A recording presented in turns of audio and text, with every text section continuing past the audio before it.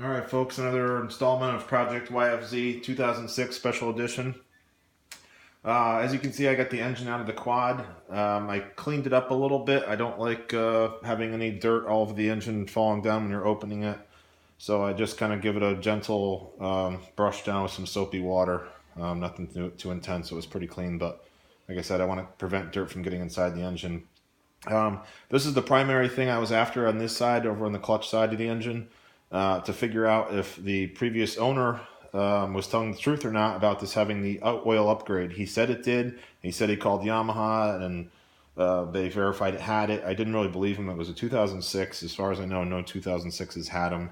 Possibly very late production or something, but just as far as I know, no model year 2006 had them. 2004 to 2006 did not have it. So sure enough, lo and behold, I pulled the case off and it does not have it.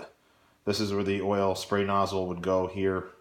This would be milled down 3.5 millimeters and it would be drilled through to intersect to this banjo bolt feed, which is the pressure feed on the oil side downstream of the filter.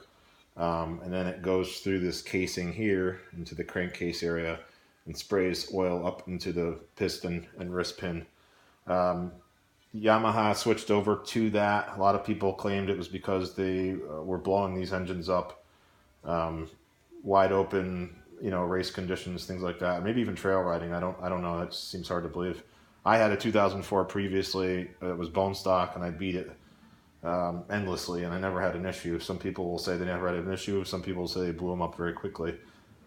But anyway, the purpose of the spray nozzle is to get some oil down into the bottom of the piston and the wrist pin. It cools off the oil will help cool off the piston, and it'll lubricate the wrist pin, which is pretty important. These things really get up there with some RPM, especially if you're racing sustained high RPMs. Piston gets hot. Definitely always a good thing. I really don't see any downsides to having that at all. That makes maybe a little bit more work for the rings because there will get some more oil in the bottom of the piston, but really no drawback to it. So I just wanted to do a quick rundown on the path that the oil takes right here. Underneath the clutch is the oil pump. This will be coming off in the next video. Do a clutch inspection, and Yamaha, as part of the upgrade kit, is to put in a higher capacity pump that Yamaha put on the 2007 and ups. But this is the suction side of the oil pump. It's connected out here. This is where your hose attaches from the bottom of the oil tank, and you have your little dowel pin, your O-ring, and your bolt to hold it down. So that's the inlet to the pump. And then on the discharge of the pump right here, there's a lip seal tapped into the case, and there's a spring and a ball.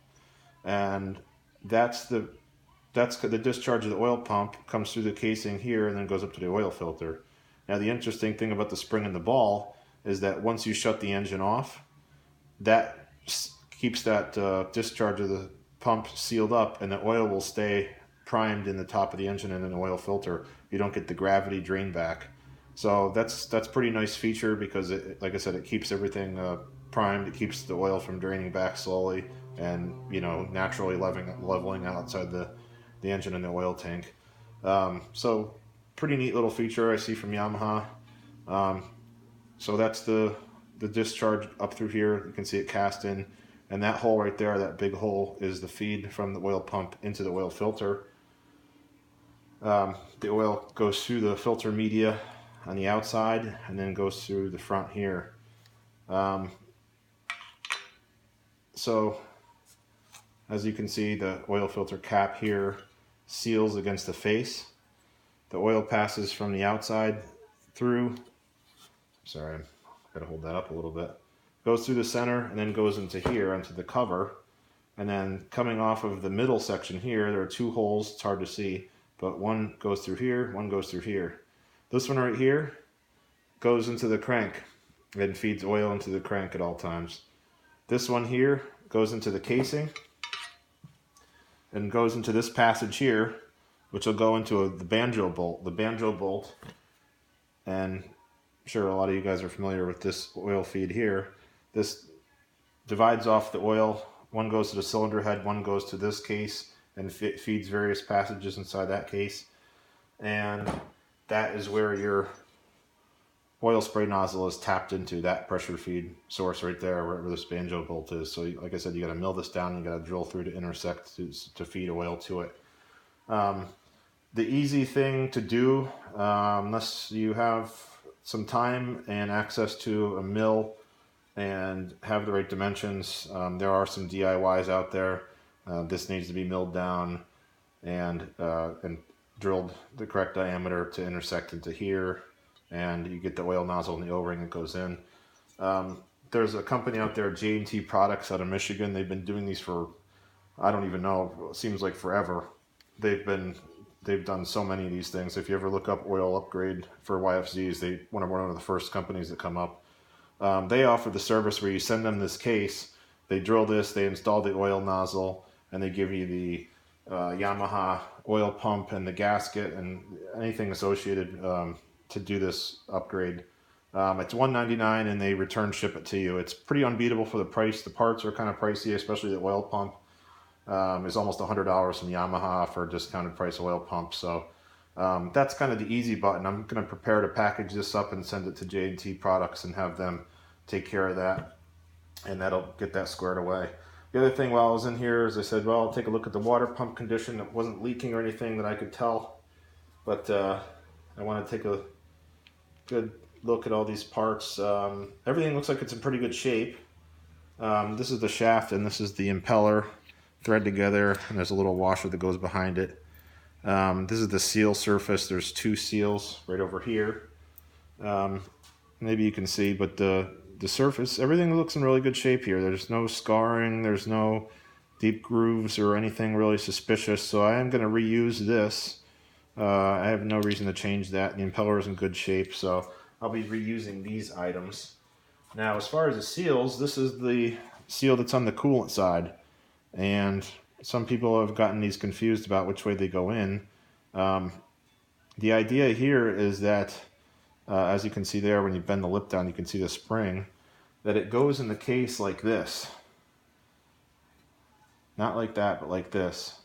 Because what's happening is the pressure built up from the impeller has got positive pressure in here, and it actually goes behind the impeller, and the positive pressure pinches the seal down a little bit and makes sure it's a good leak-free fit there on the shaft. And then if it does leak by chance, that hole right there goes down to this little steel tube which connects to the hose. If that's dripping coolant on the outside of your quad while it's running or not running, that means this integrity of the seal is no good.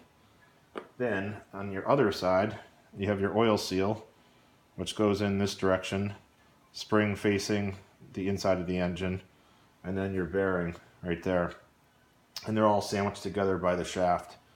So what happens is if you take the shaft off, if you unthread your impeller, hold the two flats right there on the back, and then unthread the impeller in the front, pop out your seal on the coolant side, and you'll see like this right here. You can just take a socket and tap them out. Pretty easy, not a lot to it. I have those parts will probably be in today.